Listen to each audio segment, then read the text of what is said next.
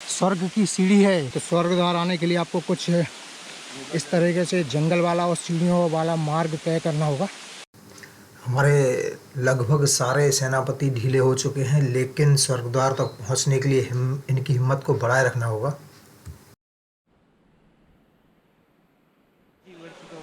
ये स्वर्ग द्वार का बहुत ही खूबसूरत नज़ारा, ऊपर पहाड़ की है स्वर्ग द्वार।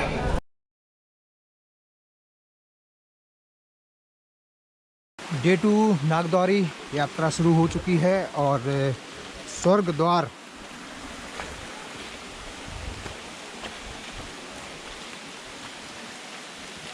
के लिए निकल पड़े हैं। कुछ इस तरह का रास्ता है यहाँ पे। नीरज भी आगे चल रहे हैं और बाकी हमारे साथीगण पीछे।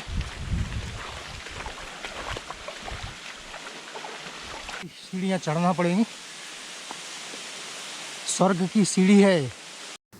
स्वर्गद्वार पहुंचने के लिए आपको कुछ इस तरह की लोहे की सीढ़ियों का सहारा लेना होगा, क्योंकि कई जगह पर रास्ता मौजूद नहीं है, तो इस तरह की सीढ़ियों को लगाकर रास्ता बनाया गया है। तो अभी आगे चलते हैं स्वर्गद्वार की तरफ।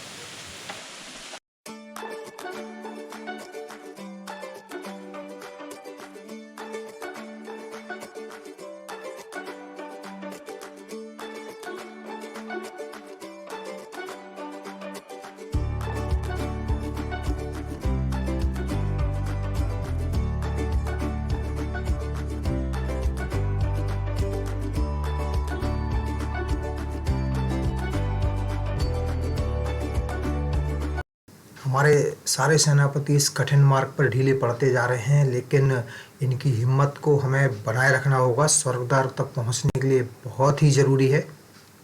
स्वर्ग द्वार की गुफा।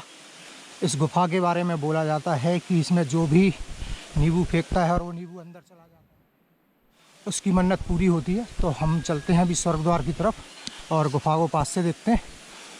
माहौल और मौसम दोनों ही बहुत ही खूबसूरत हैं। जय भोलेनाथ, जय भोलेनाथ, जय भोलेनाथ। हरिहर मन हरिहर हरिहर। हरिहर। ये स्वर्ग द्वार का बहुत ही खूबसूरत नज़ारा, ऊपर पहाड़ की हाइट देखने के लिए आपको सिर उठाना पड़ेगा। ये नीचे वाली गुफा है जो सामने दिख रही है, और इसके ऊपर इस वाली गुफा में आपको नीचे यहाँ से नींबू फेंकना होता है। अभी चलते हैं ऊपर की तरफ। बेसिकली स्वर्गद्वार में 4 गुफाएं हैं। 2 गुफा जिनमें भगवान भोलेनाथ की प्रतिमा विराजित है, एक बड़ी और मुख्य गुफा है। तीसरी गुफा वो है जहाँ से उस चौथी गुफा का रास्ता जाता है, जिसमें नींबू फेंकने से लोगों की मन्नत पूरी होती है। लेकिन रास्ता तीसरी गुफा का काफ़ी टूट फूट चुका है और अभी जाने लायक भी नहीं है। चमगादड़ों ने वहाँ अपने आशियाने बना रखे हैं, तो उसे भी हम देखेंगे। पहले अभी चलते हैं मुख्य गुफा में।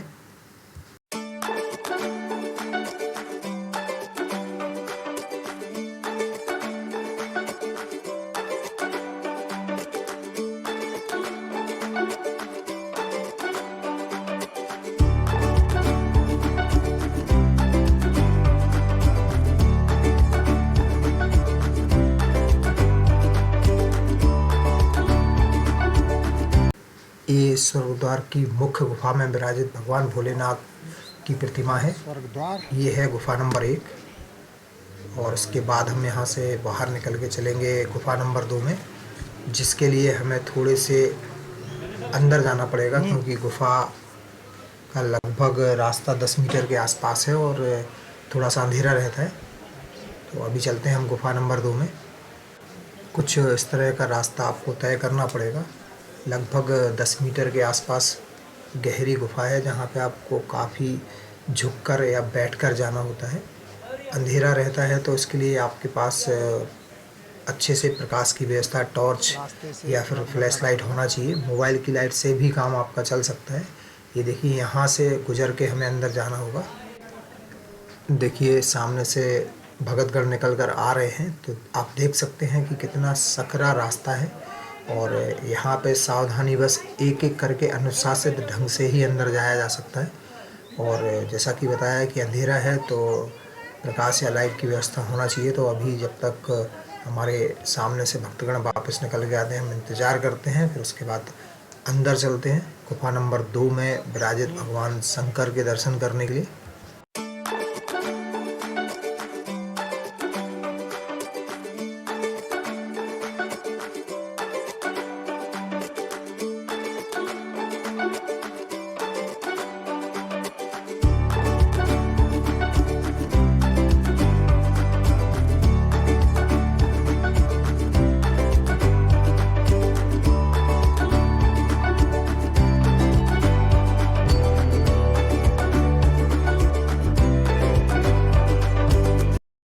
अब स्वर्गद्वार के सबसे रोमांचक अनुभव को आपके साथ शेयर करते हैं। ये है गुफा नंबर 3, जिससे ऊपर वाली गुफा का रास्ता जाता था और लोग बोलते हैं जो भी इसमें गया तो वापस नहीं आया। यहाँ पे एक वन विभाग के गार्ड बैठे हुए थे, उनसे हमने स्पेशल परमिशन ली इसको अंदर से देखने के लिए, और लगभग ये 15 मीटर के आसपास हम इस गुफा के अंदर आए हैं। यहाँ से रास्ता पूरी तरीके से सकरा और छोटा हो चुका है। सामने हमें रास्ता तो अवश्य दिखाई दे रहा है, बट रास्ता बहुत ज़्यादा सकरा है और किसी भी इंसान का यहाँ प्रवेश कर पाना तो लगभग नामुमकिन है। और दूसरी चीज़ कि इस समय हमें सांस लेने में भी बहुत परेशानी हो रही है, क्योंकि चमगादड़ की बीट इतनी ज़्यादा है यहाँ पे कि आपका खड़ा रहना मुश्किल हो जाएगा। और ये देखिए, ये है वो रास्ता जिससे आप आगे जा सकते हैं, बट बहुत ही ज़्यादा सकरा रास्ता है। तो शायद समय के साथ साथ जो लैंडस्लाइड हुए या फिर ऊपर से चट्टानें मिट्टी गिरी, उसकी वजह से रास्ता बंद हो गया है और अब चमगादड़ों ने यहाँ पे अपना आशियाना बना रखा है। अब इससे आगे जाना तो यहाँ पॉसिबल नहीं होगा। ये देखिए, सारा इस तरह का गुफा के अंदर का रास्ता है इसके आगे का। यहाँ पे चमगादड़ की बीट इतनी ज़्यादा है कि यहाँ पे अब थोड़ी और देर भी रुकना मुश्किल होगा। ये आगे तक देखते हैं इस गुफा को। तो अभी बाहर चलते हैं वापस और देखते हैं चौथी गुफा को। तो हमने और विवेक ने ट्राई किया इस गुफा के अंदर जाने का, जहाँ पर बताते हैं कि स्वर्गद्वार के ऊपर वाली गुफा का रास्ता था, बट थोड़े अंदर जाके रास्ता बंद है, मिट्टी गिरी हुई है और बहुत सारे चमगादड़ की बीट्स और चमगादड़ वहाँ पे थे, तो पॉसिबल ही नहीं हो पाया आगे जाना। रास्ता पूरी तरीके से वहाँ से बंद था, तो मजबूरी में फिर हमें वहाँ से वापस लौटना पड़ा। तो अगर कोई आपको यहाँ बोलता है कि स्वर्गद्वार जाने का रास्ता ठीक पीछे से है, तो प्लीज़ बिल्कुल भी ट्राई ना करें। बहुत ही अनअवॉइडेबल सिचुएशंस है वहाँ पे, आपकी जान खतरे में पड़ सकती है। इस जगह को बोलते हैं स्वर्गद्वार। ये बहुत ही खूबसूरत पहाड़ी संरचना है। सामने इस गुफा से एक रास्ता जाता था ऊपर वाली गुफा तक, इसको बोलते हैं मनोकामना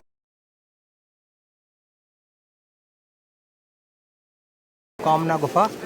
यहाँ से आपको नींबू फेंकना होता है स्वर्गद्वार पर। अगर आपका नींबू उस गुफा में चला जाता है तो आपकी मनोकामना अवश्य पूरी होगी। और ये है वो पाकी का गुफा, जहाँ पे आप जाके दर्शन कर सकते हैं।